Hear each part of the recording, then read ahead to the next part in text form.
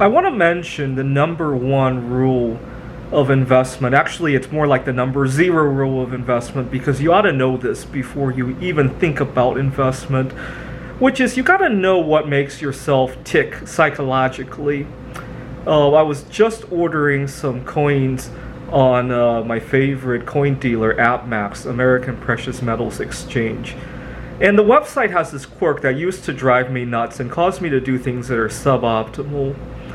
So you would put in the coins that you want to buy. Let's say it's a 10-ounce platinum bar, and you would start checking out. And by the time you enter your email address, I'm not going to buy this, so I'm not going to enter it. But this timer would start to count down. They lock in your prices for 10 minutes, and then they'll reload the prices.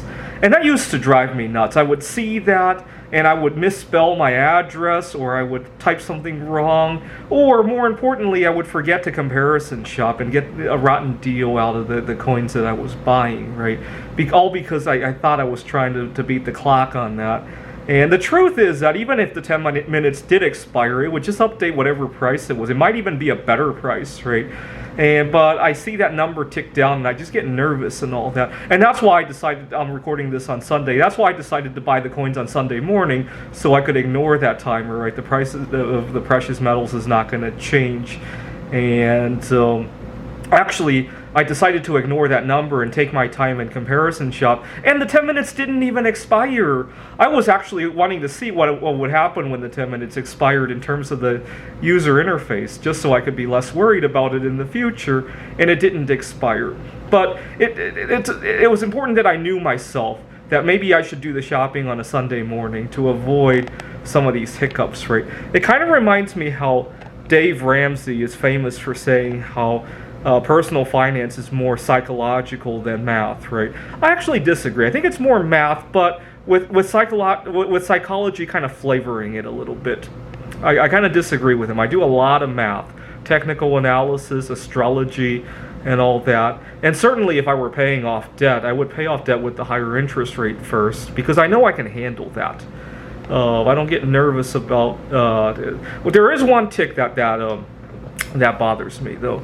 I try not to sell any of the coins that I do have. I usually prefer to trade one coin for another. Silver for gold, platinum for palladium, or vice versa. Or take some junk silver coins and trade them for bars, or vice versa. I tend to do trades like that. And the reason being that back in 2011, when silver was $35, $40, $45 an ounce, I sold some silver at a good price. My intention was to buy it back when silver dropped to 20. The truth is that it didn't happen. The cash disappeared somehow. And that's what happens when I come across a large amount of cash.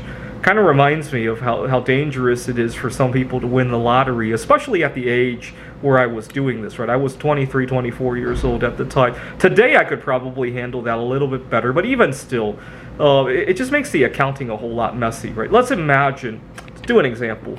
Imagine I bought a 10-ounce platinum bar, which I recently bought, right?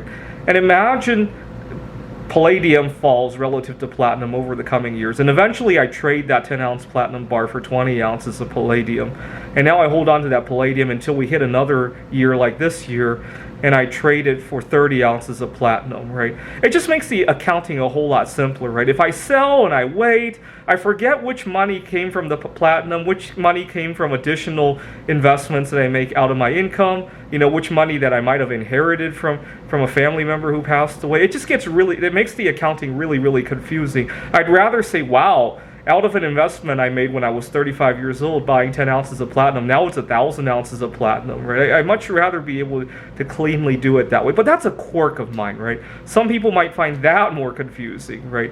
It's one of those things, you just got to know yourself.